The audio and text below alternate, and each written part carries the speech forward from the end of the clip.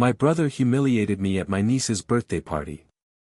You'll always be a loser, he sneered, conveniently forgetting I was the one footing the bill for the entire event. So I walked out, didn't pay a dime, and not long after, my phone lit up with 28 missed calls. I found myself standing in front of my parents' place, holding a big wrapped dollhouse in one hand and a bag full of gifts in the other. Pink balloons were tied to the porch railing, and a sparkly banner stretched across the front that read, "Happy Birthday, Princess Sophie." From the backyard, I could hear the sound of kids laughing and playing. I inhaled deeply and pressed the doorbell.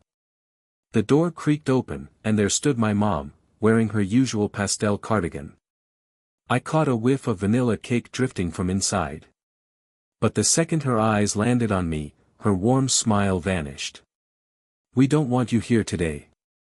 I blinked, thinking I'd misheard. Then came a voice from behind her. Smug, cutting, and all too familiar.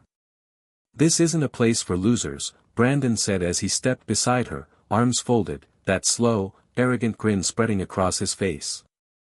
It hit me like a slap. Before I could get a word in, he chuckled and tilted his head. "Seriously? Showing up like this? Embarrassing," he said with a laugh. "Sophie doesn't even care if you're here. Do yourself a favor, leave before you make this awkward." That old, familiar feeling crept in, the one I'd grown used to at family dinners, holidays, every time I walked into a room full of judging eyes. The way they stared at my messy hair, wrinkled hoodie, and the bags under my eyes from endless nights staring at lines of code.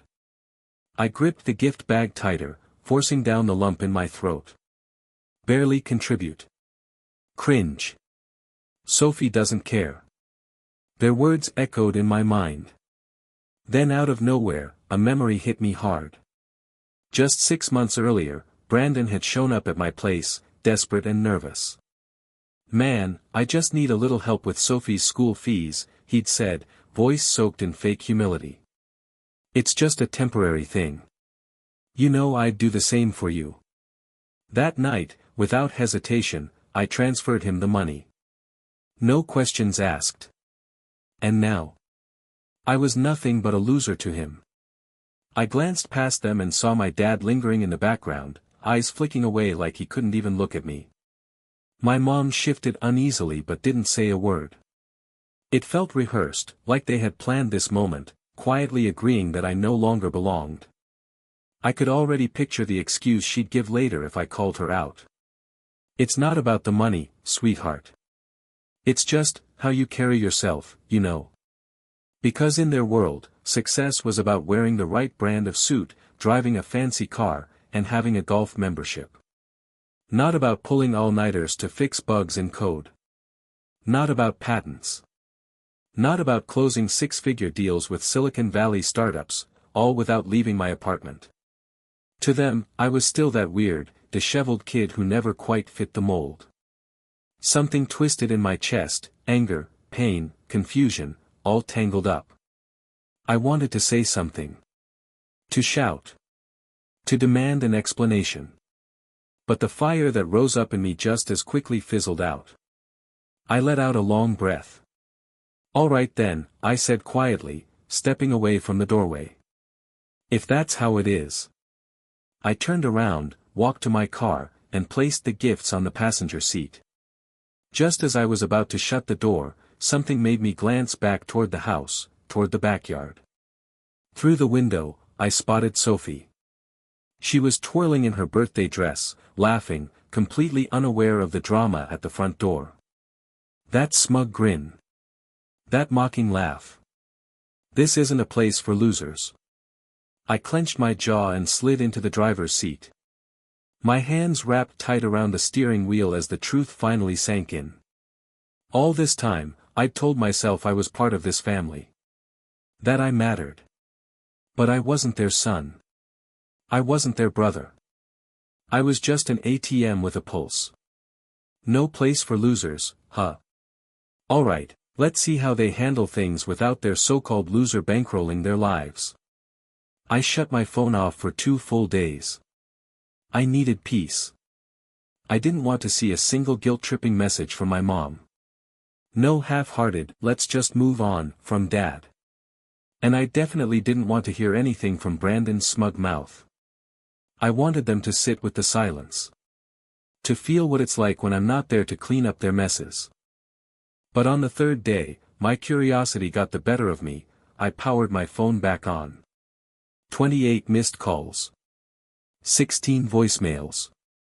33 texts. A slow smirk crept across my face.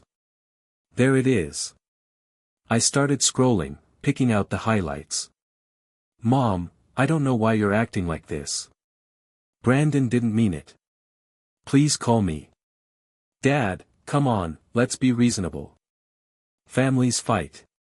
That's how it goes. Brandon, are you serious right now?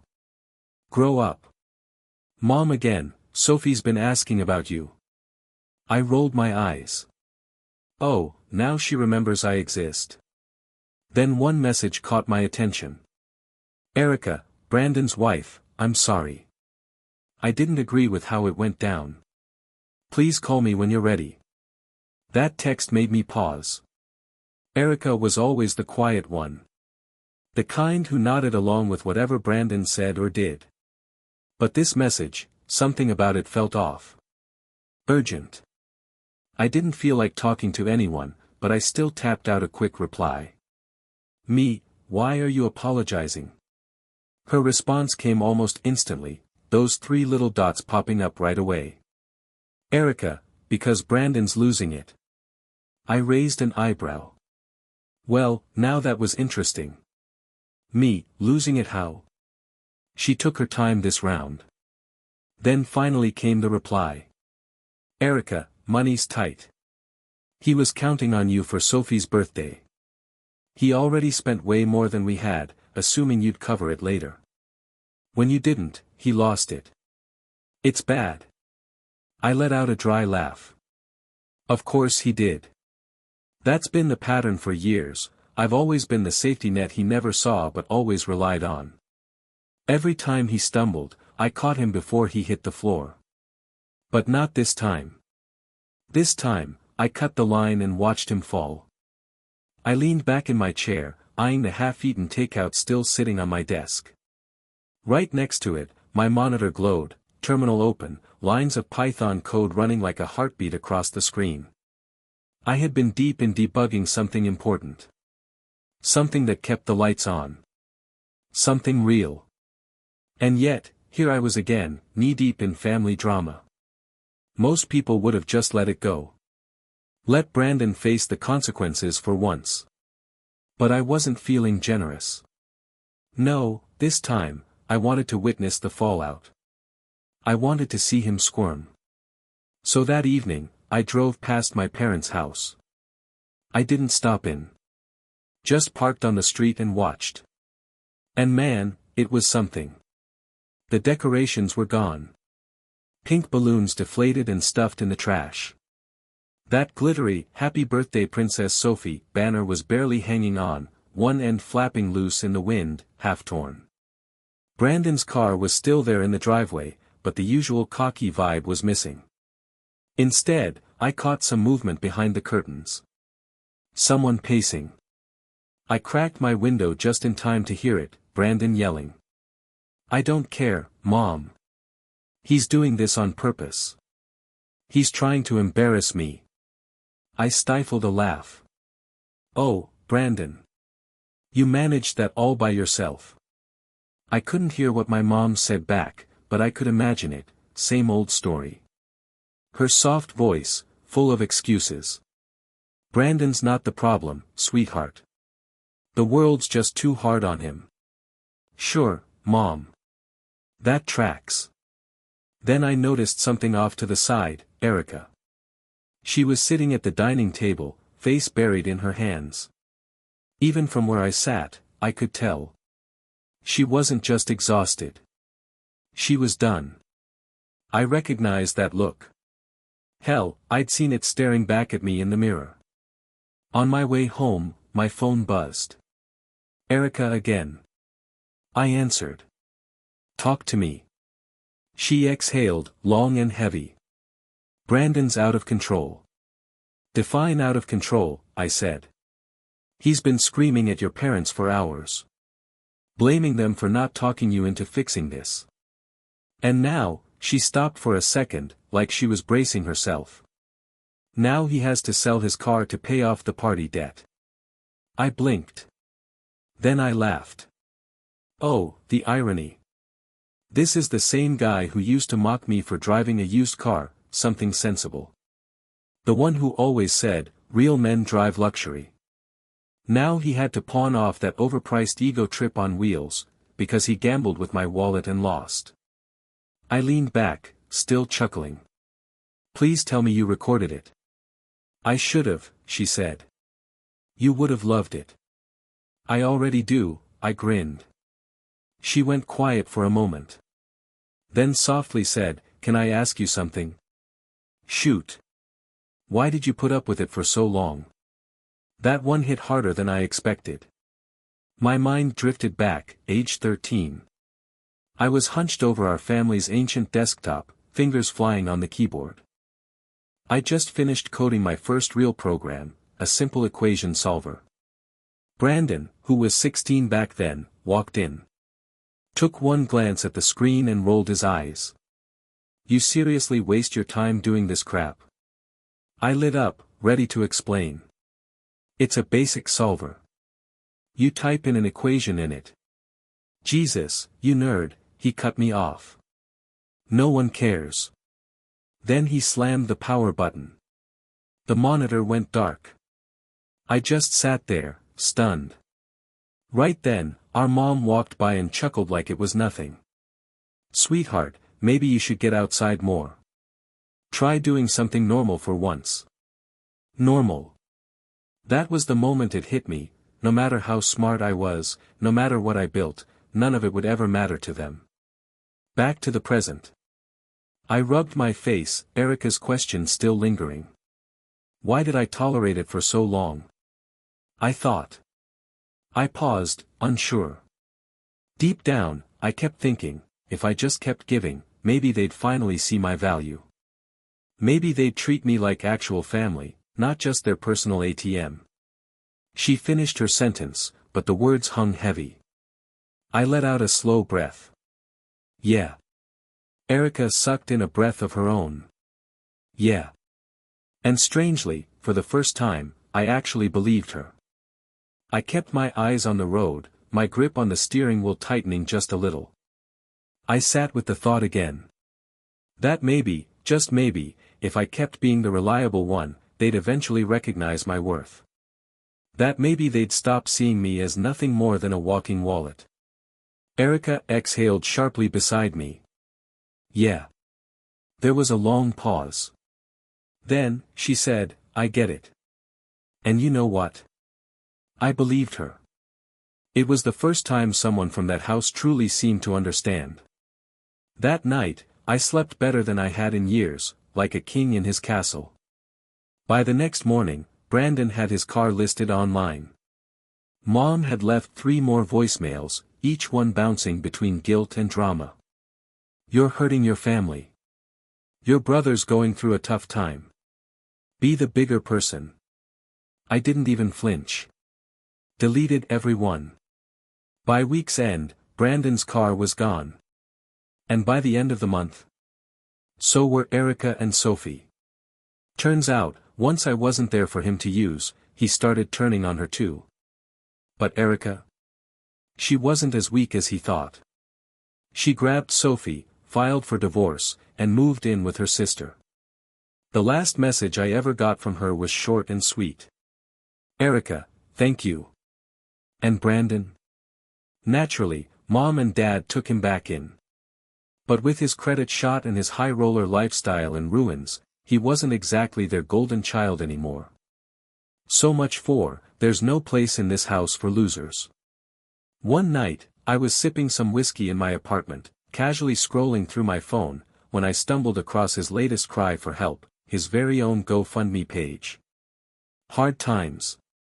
Just trying to get back on my feet. Anything helps. I let out a laugh and shut my phone. No place for losers, huh? Looks like he finally figured out where he actually fit in. Watching Brandon fall apart was satisfying. But the kicker? He still didn't get it.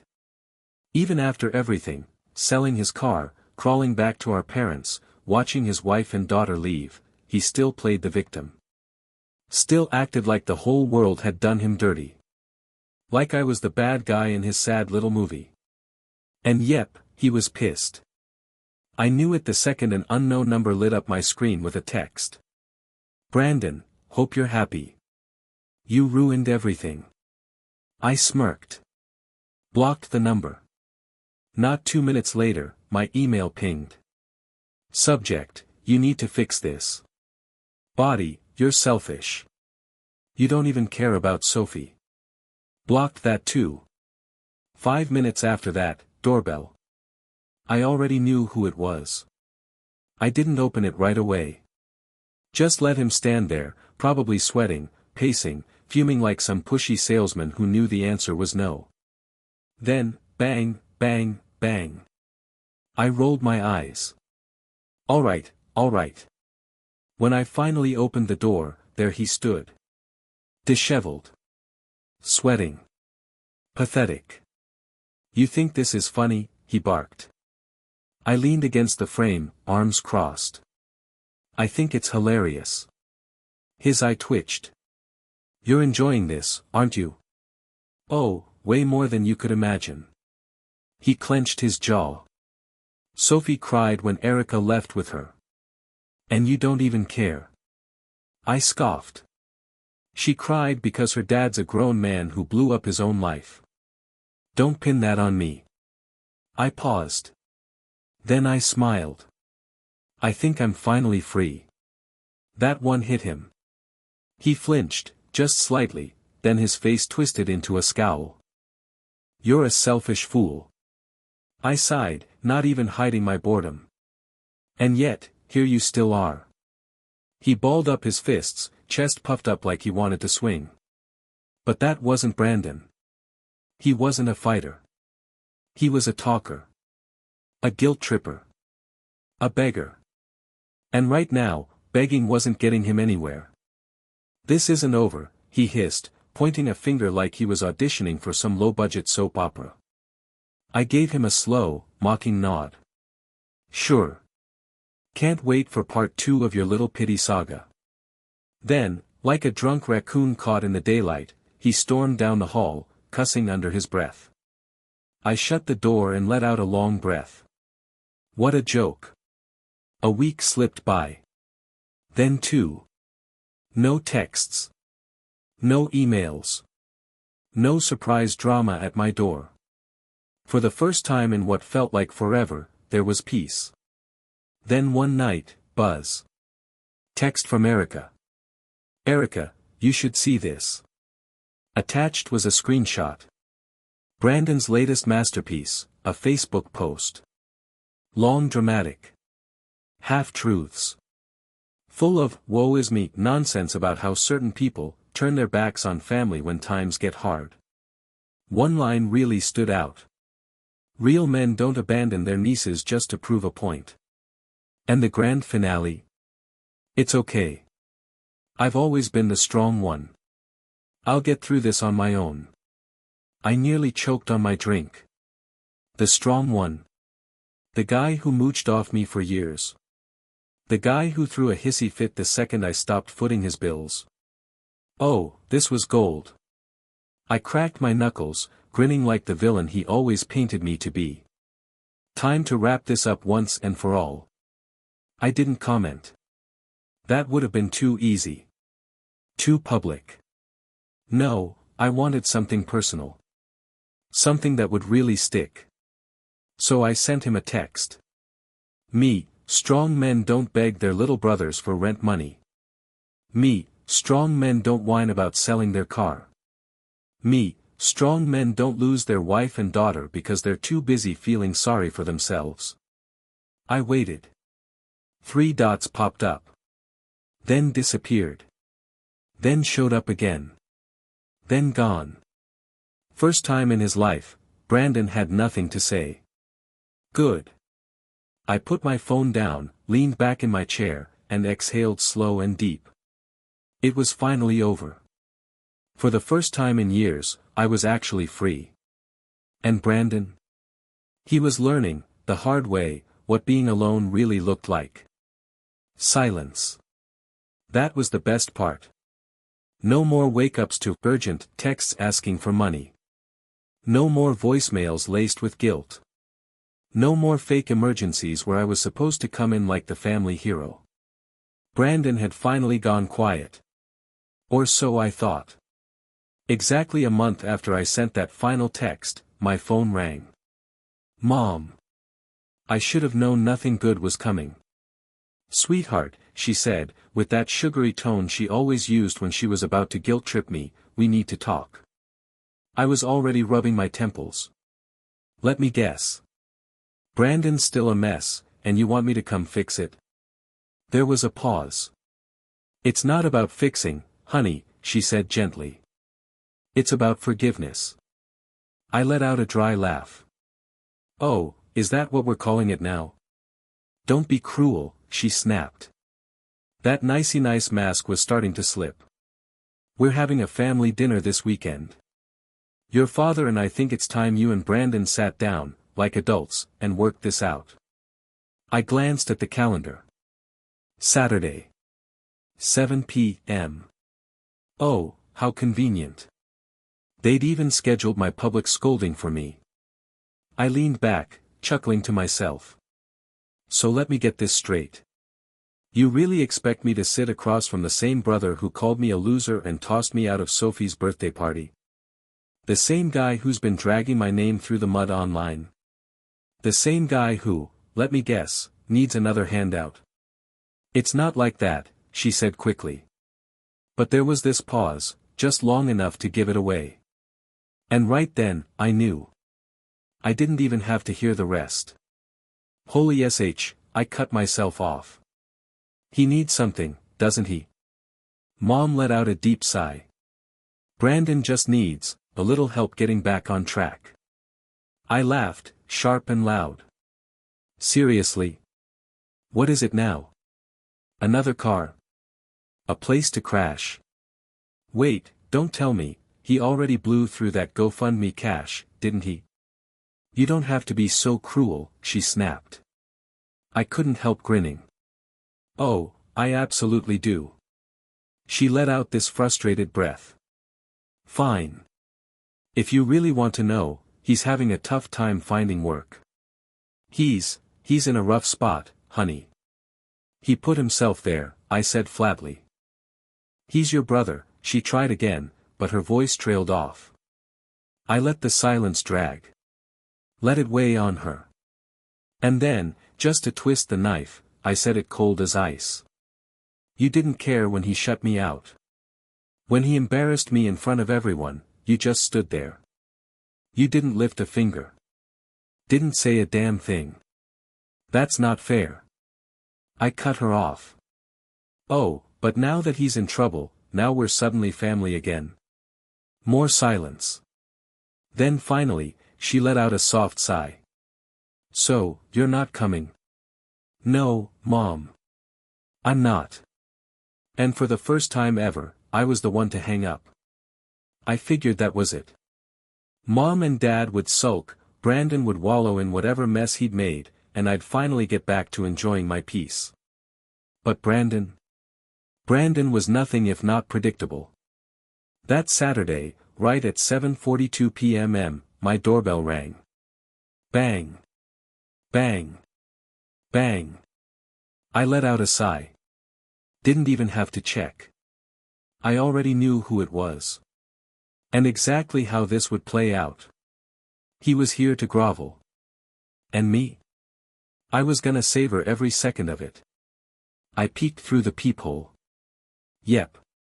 This was gonna be fun. I didn't rush. Let him stew a little longer. Let him stand there in his awkward mess. Finally, I opened the door. There he was, hands jammed in his pockets, eyes twitchy, mouth twitching like he was about to spin some dumb excuse. I leaned against the frame with a smirk. No dinner at Mom's tonight? His jaw tightened. Let me in. I cocked my head. Why? He flared his nostrils. Because we need to talk. I pretended to think about it. Yeah, no. I started to close the door. But he stuck his foot in the gap. Big mistake. All right, I said, pushing it open just enough to step out onto the porch. Say what you came to say. Then get lost. Brandon blew out a sharp breath. Look, man. I know we haven't exactly gotten along. I barked a laugh. Oh, is that what we're calling it now? He shot me a glare, but pressed on. I just need a little help, okay? There it was. I crossed my arms. Let me guess. You're broke. His eye twitched. That GoFundMe didn't carry you as far as you thought, huh? I tilted my head. Or did Mom and Dad finally stop bankrolling your lazy ass? Dude, enough, he snapped, face turning red. I grinned. Why? Am I wrong? He sucked in a breath, dragged his hand down his face, and dropped his voice to a desperate whisper. I just need a loan. Please. I raised an eyebrow. Oh, so now I'm useful to you again. He swallowed hard. I messed up. I know. I went too far. I studied him for a beat. And for half a second, I almost believed it. But then I caught that familiar look in his eyes. That little flicker of entitlement. That expectation that I'd cave. Like I always did. And I smiled. Hey, buddy, I said, stepping closer. I don't do loans. His face dropped. Wah. I leaned in. I give money. For a split second, hope lit up his face. Then I finished the sentence. But only to people who actually deserve it. Just like that, the light in his eyes died. I clapped him on the shoulder hard enough to knock him off balance. You'll figure it out, champ. Then I turned around and shut the door right in his face. That was the last time Brandon came knocking for help. A week later, Erica told me he finally landed a job. Not a dream gig, but a job. A paycheck that wasn't coming out of my pocket. And for once, I didn't feel bitter. Or smug. I just felt free. Because for the first time ever, Brandon had to stand on his own 2 feet. And for the first time in my life, I didn't feel guilty for letting him fall. It's been 6 months since I closed that door in his face. It had been 6 months since I stopped picking up my mom's calls, the ones laced with guilt and subtle manipulation. Since I finally made peace with the idea that fixing Brandon's mess wasn't my responsibility anymore. And let me tell you, those 6 months. Pure, uninterrupted peace. No more last-minute requests for emergency cash. No more texts dripping with entitlement. No more being treated like a damn ATM. Just silence. Weeks rolled by. And while the quiet was exactly what I'd been craving, this little seed of doubt started to sprout in the back of my mind. I'd catch myself staring at my phone, scrolling through all the messages I hadn't answered. Mom's guilt trips. Dad's passive little nudges, trying to play peacemaker. And Brandon's temper tantrums in text form. It was all so predictable, but it still gnawed at me. Had I gone too far? I wasn't questioning the decision to cut them off financially. That ship had sailed a long time ago, and honestly, it needed to. But maybe I went too far in walking away from all of it. In walking away from her. Sophie. That part stung. I'd always made sure she had what she needed. Not because Brandon asked, but because she's just a kid. She didn't get a say in who her dad was or what kind of mess he made. And now? Now she was stuck in the fallout. I opened Reddit, hovered over the post button for a second, then started typing. AITA for cutting off my entitled brother and parents, even if it means my niece might suffer. I laid it all out, the years of support, the constant disrespect, the way they used me like a wallet with legs. The Christmas ban. The moment I finally said, enough. But I also wrote about the doubt, the part of me that wondered if I was aiming my anger at the wrong person. Was I punishing Sophie for the choices her dad made? Was there a way to protect my peace without vanishing completely? I hit post and waited. The replies came in fast. You're not the asshole. Your brother made his bed, he can lie in it. She has other family. You're not her only shot at a decent life. You feel guilty because you're a good guy. But don't let that guilt drag you back into their toxicity. One comment stuck with me. If you want to be there for Sophie, do it directly. Set up something in her name. Buy her things separately. But don't give your brother another dime. I stared at that one for a while. Reread it a few times. And you know what? It made sense. I didn't have to jump back into the flames just to keep Sophie from getting burned. I could help her, on my terms. And for the first time in days, things felt clear. I grabbed my phone, skipped right past all the unread texts from Brandon and my parents, and typed out a new one. This time, to Erica. Hey. I want to help Sophie. But I'm not giving Brandon another cent. Let's talk. And just like that. I had my answer. What about you? If you were in my shoes, would you find a way to support your niece without letting her father take advantage of you again? Or would you walk away completely, and let them live with the mess they made? Drop a comment. I'd love to know.